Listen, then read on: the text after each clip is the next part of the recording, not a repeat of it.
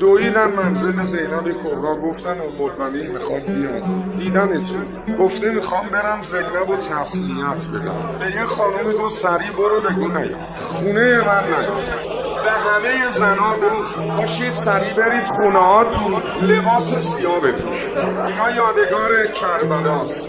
این پیرن سیاه یادگار زین العابدین، یادگار زینب.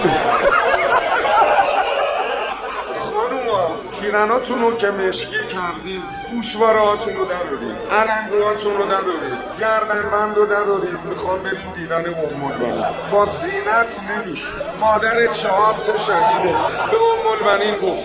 ام البنین میدونست یه رو 20 دقیقه دیگه دسته میرسه.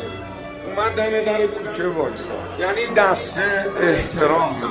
زینب کبرا گفت فقط خونه رفتیم بیرون 2 تا کار بکنید تا در خونه ام البنین. یک، محکم به سینه محکمم ناله بزن.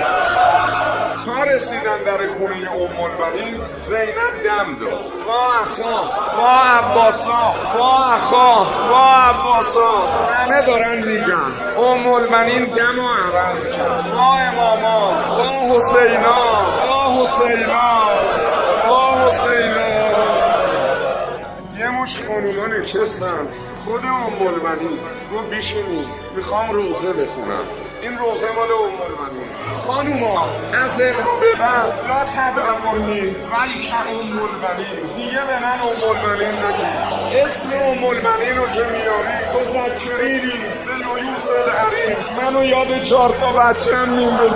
نگین ام البنین.